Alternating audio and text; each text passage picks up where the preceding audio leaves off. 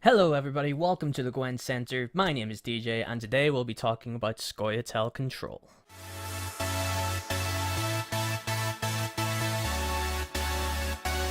So guys, before we start off, I want to give a shout out to Pumpkin. His idea of this deck inspired what I have in front of me. It's almost the same. There are a couple of changes that I'm going to be going through. He explains his card choices if you want to check the link in the description down below to see what he has to say about the deck. Please do. The deck is really good, and I'm going to try and clarify why everything's in the deck and hopefully make it a little clearer for you, because this is a really difficult deck to play. Now you might be looking at this deck and thinking, this isn't a real deck. You've got 3 bronze creatures, you've got Roach, you've got 2 golds, and you've got a billion spells. How does this deck ever win a round? Well, hopefully it's quite obvious how you win at least one of the rounds, and that's through Villentretenmerth Protector. Villentretenmerth Protector is a 4-power creature. Whenever you play a special card, boost self by 1 wherever this unit is. So even if it's in your deck, you can play a bunch of spells, and it'll get more powerful over time. So the aim of this deck is to obviously win 2 rounds, because that's what Gwent's all about at the end of the day. You have to win 2 out of the 3 rounds. But specifically, we're going to win round 1, and we're going to win round 3. What we want to be doing, round 1, is we are going to be probably playing Yevon. I have played Yevon in round 2 and past before, but mostly what we want to be doing is comboing out Saskia with Ethne. Whenever you deploy your leader, Saskia is summoned to a random row. So there's 12 power coming straight out of the gate, and then Roach will follow Saskia. So Roach does the same thing as Saskia, except it's a silver with 5 power. Whenever Ethne enters play, it'll also resurrect a special card from our graveyard, and that can in turn provide an even greater swing. So a common example of something that we're going to be doing is we're going to be scorching a creature. Say they play Villentretenmerth Dragoons, just as an example, or Mahakam Defender, whatever you want it to be. Say they play that in turn 1, we're going to scorch it. Then they're going to play another creature, be it another Villentretenmerth Dragoons or another Mahakam Defender, whatever you want it to be, and then we're typically going to play Yevon. Now at this point, our opponent might have 20 power on the battlefield. Say it's a bunch of Queen's cards, whatever you want it to be. They have about 20 power on the battlefield. We're even in cards. We both have 9 cards, for example. They're probably going to want to pass. They're going to think it's going to take 2 cards for them to get back into this. We're going to pass and let them do that and have a 2-card advantage going into rounds 2 and 3. But what's actually going to happen is that we're just going to play the 1 card, which is going to be Ethne. And we're going to get Saskia, get Roach, and scorch Yevon, for a total of a 29 power swing. We have 17 more power, they have 12 less power. And we're going to win the round, just by doing that. Then, round 2 comes. We have the first turn, and we're just going to straight up pass. We're not going to do anything. We're just going to let them play whatever card they want. If they want to play another Queen's card, get back their Queen's cards, or if they just want to play some 3-power creature, some Wild Hunt Warrior, something like that, we're just going to let them. And then we're going to be even at 9 cards. Or 8 cards, whatever it may be. Then going into round 3, we're going to be playing the last card. And that's really important for this deck, because we're going to have such a powerful last play in Villentretenmerth Protector, most of the time, that they're not going to have a chance to respond to it. We're going to have a 20-power Villentretenmerth Protector, and they're going to have no cards, no way to respond to it. And generally, that's going to win round 3. So how do we go about doing this? It's a good question. But hopefully, just looking at all these spells, you're going to see how we do this. We're going to be playing a lot of weather effects to keep their power relatively low. all the while buffing Dol Botana Protector. We have Epidemics, we have Scorches, we have Lacerates, we have Marjoram, which I think is a really good card right now because there's a lot of Nilfgaard decks being played. And whether it be the Emperor Brigade, I believe it's called, Emperor Brigade, or Spotter, whether it be one of those two cards, Marjoram does a really good job at resetting those and having a huge swing. So say they play a 15 power Spotter, it's just dead thanks to Marjoram. You reset it, weaken it by 3, it's dead, it's not coming back. Whereas Emperor Brigade, say they have a bunch of spies on your side of the battlefield. It's about 18 power. Reset it, weaken it by 3, it's got 3 power. 15 points, gone.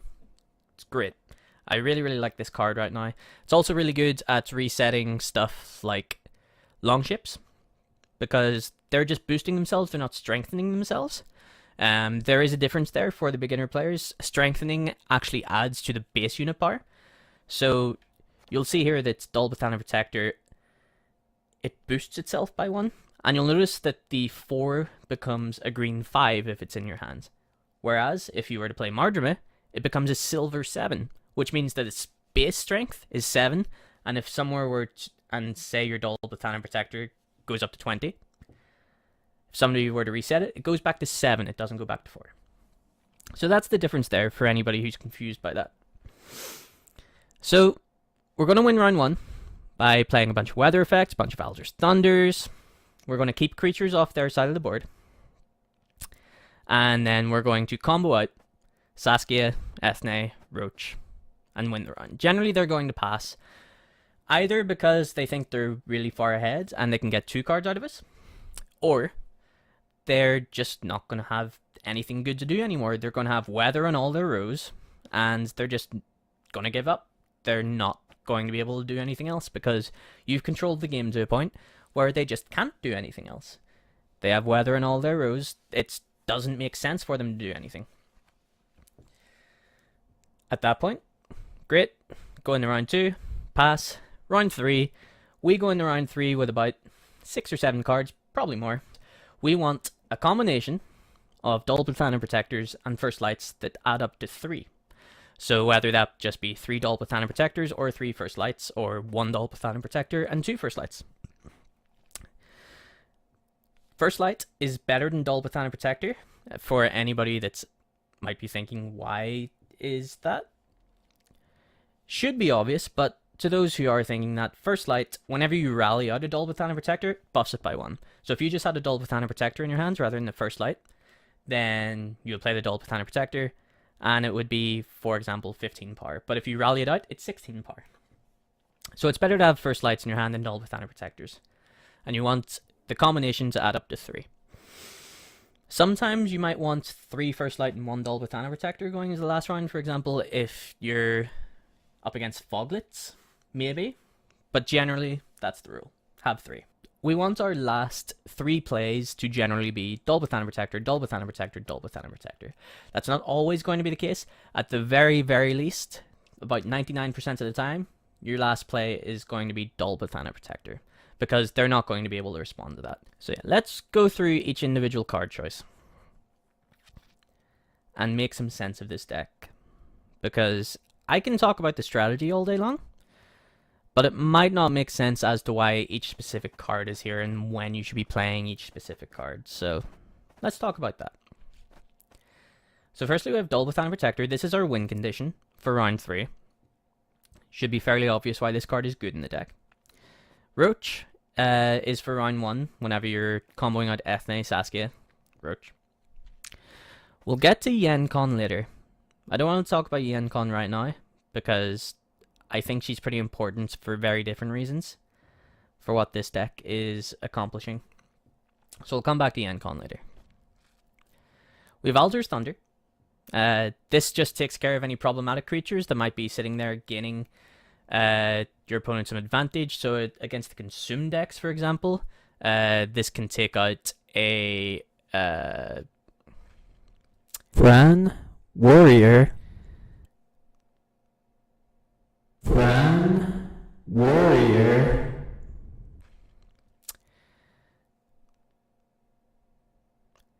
The guy that consumes every 2 turns.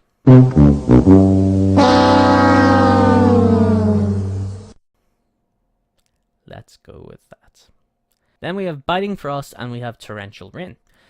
Biting Frost and Torrential Rain, I've separated them up rather than having 2 Biting Frost or 2 Torrential Rain because we have access to Nature's Gift and Aeromancy. So what this means is that I can get whatever weather I think is best for that situation. So if my opponent has, say, 5 creatures on the front row, all with different powers, I can go get Biting Frost, deals 5 damage a turn. Or if they have Queen's Guards, for example, sitting at 3, 3, and 4, then I can get Torrential Rain, which will deal 4 damage instead of the 3 damage that Biting Frost would deal. Ordinarily, I'll be using Nature's Gift or Aeromancy to go get Skellige Storm, or Aeromancy to play a second copy of Skellige Storm after I've played the first Skellige Storm. But the option's there, and I think that's really good to have. You also have Ithlinne, which can put 2 weather effects on the row whenever you need to do that, whatever one you want. I've really liked having the split so far. I think having access to either one has been really good. And having said that, you want to take these cards into your mulligan decisions. They're not that important because I'll go into mulligan decisions later, but generally you want these in your deck. If they're in your hand, it's fine, but generally you want them in your deck. First Light should be reasonably obvious. It counts as Dolphin Protector 4 through 6, which is really important. And it's also, if weather is ever a factor, you can get rid of weather. But weather doesn't affect you. Weather's never going to play a role in you winning or losing a round, pretty much ever. Because we have no creatures, we just have these Dolphin Protectors in the Roach. If they play Frost in the front row, we're not going to be playing any creatures, we don't care. They can do that, and because all our creatures are agile as well, we just play them on the road that there's no weather. It's fine. Mostly they'll be Dolphin Protectors 4 through 6. But occasionally, if they play Ragh Nar Roog or something early, and you want to be playing 3 Dolphin Protectors later, sure. Go ahead and First Light. Most of the time, you're not going to be clearing weather. Epidemic. Epidemics, I think, are really good in this style of deck that have no creatures. I keep saying no creatures, I know there's 6, but for all intents and purposes, until the last 3 rounds of the game, there's no creatures. So, Epidemic's really good at just straight up killing their first play each round. So, say round 1 they play Verhead Dragoons, Epidemic it away. So you have Epidemic. Epidemic I think is really good in this deck. It's really good at just killing their first play straight up. If they play something that you don't want to be sitting there, you just get to Epidemic it away. Doesn't matter what size it is. If it's a Verhead Dragoons, you just Epidemic it away. Really good at just killing their first play. Another really good use for Epidemic is with Ithlinne. Ithlinne, I have had get Epidemic a lot, and whenever you're doing that, you want it to be getting you about 15 to 20 power, if not more, from it. Sometimes you can set up really good Epidemic spots between Aldrich Thunder through Lacerate, Mardramaze. Sometimes you can set it up so that you can Epidemic about 4 creatures away, 3 or 4 creatures away, and you're only playing 1 card to do that, and that's Ithlinne. So that's really good option to have. We've talked about Torrential Rain. Demaritum Shackles is a concession to some problematic golds that you'll see going on. Golds that have high power, for example. Shackles allows you to be able to target those cards. And one of the ways you can lose is by getting into the last round and then they play a massive gold that you just have no other way of dealing with. So Shackles is a concession to that. It's another card generally you want to keep in your deck to find with Nature's Gift. Again, if it's in your hand, it's not the worst thing in the world. It's another spell that pumps your Dalbatana Protectors.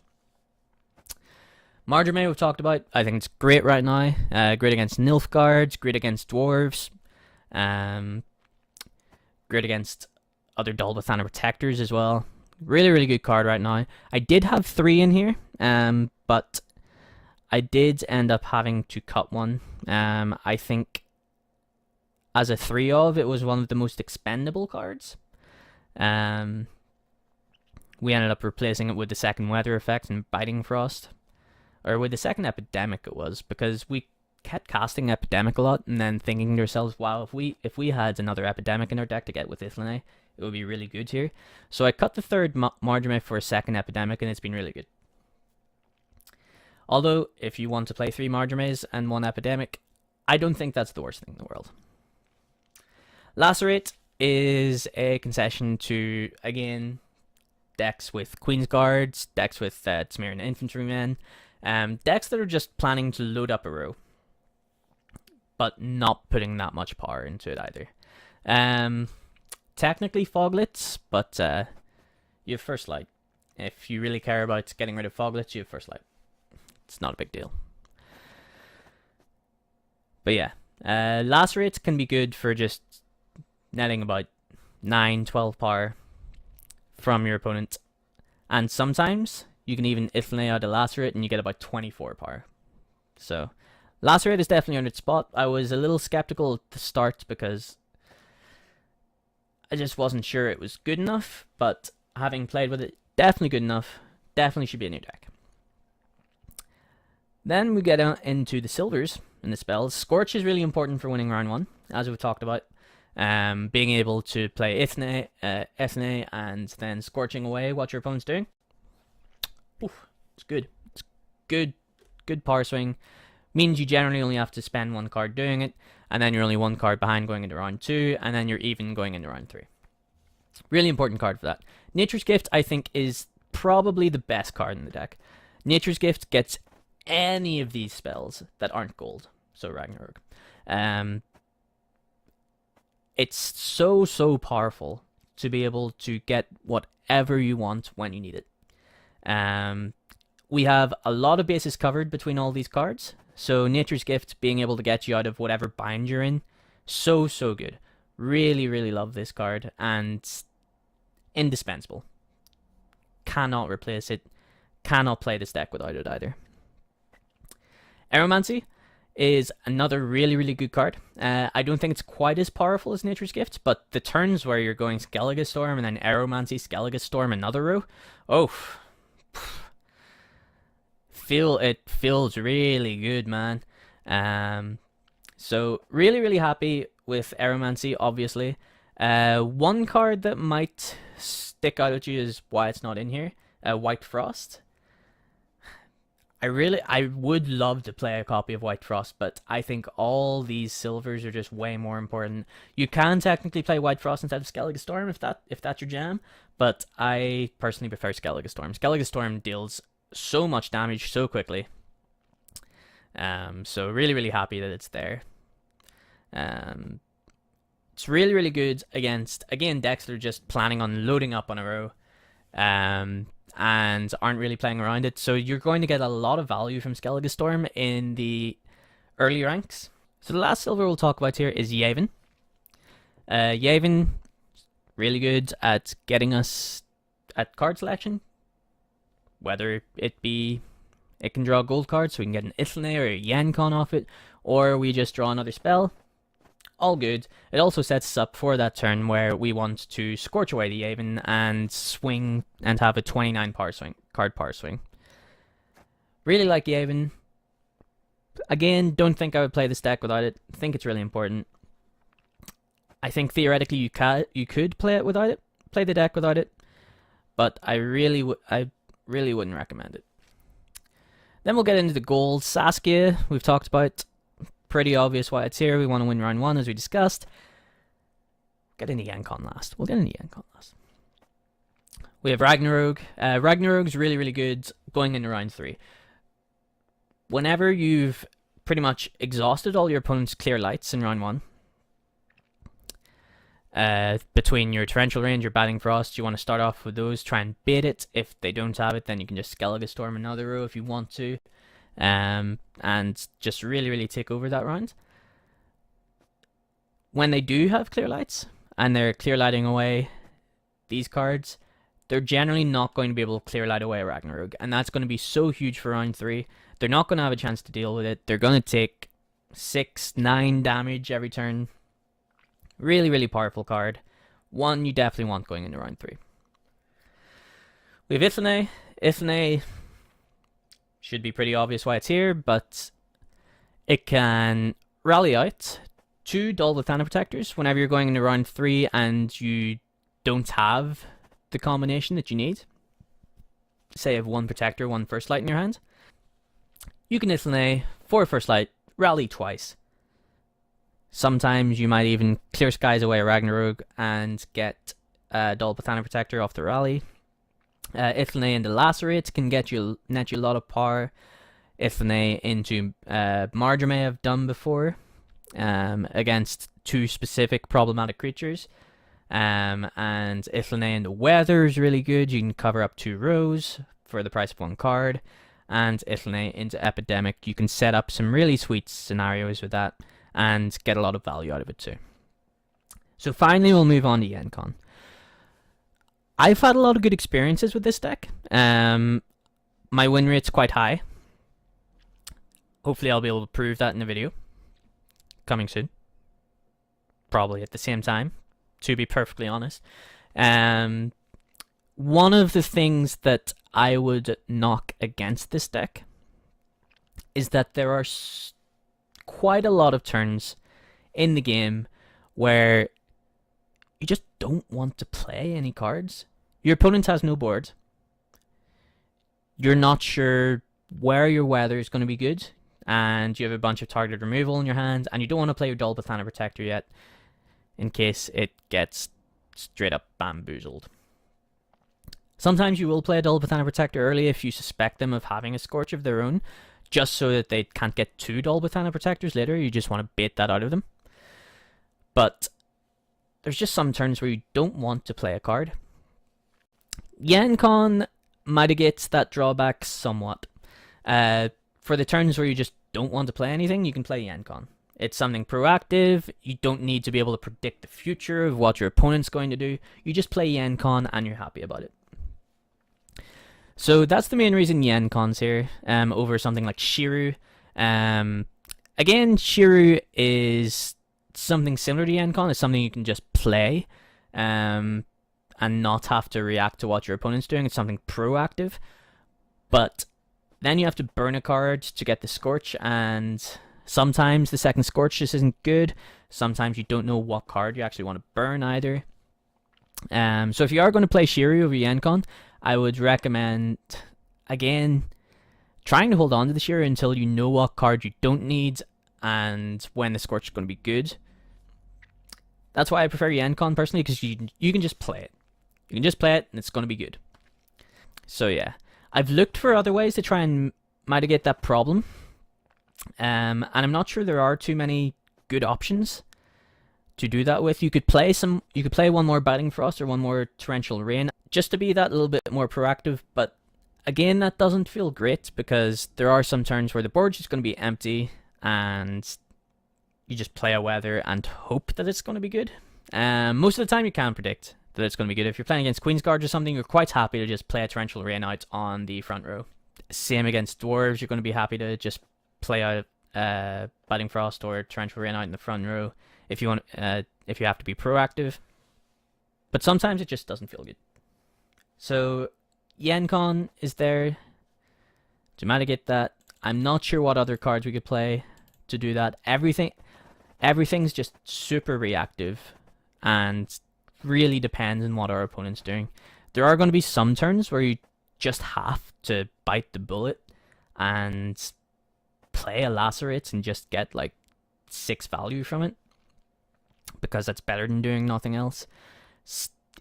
I've even played First Lights and just spawned Clear Skies just to buff the Dull Botana Protector on a later turn. So yeah, if there's one bad thing about that doesn't feel great about playing the deck, it's just how reactionary it is and how dependent it is on your opponents actually playing stuff that you can kill. So that's pretty much the deck tech.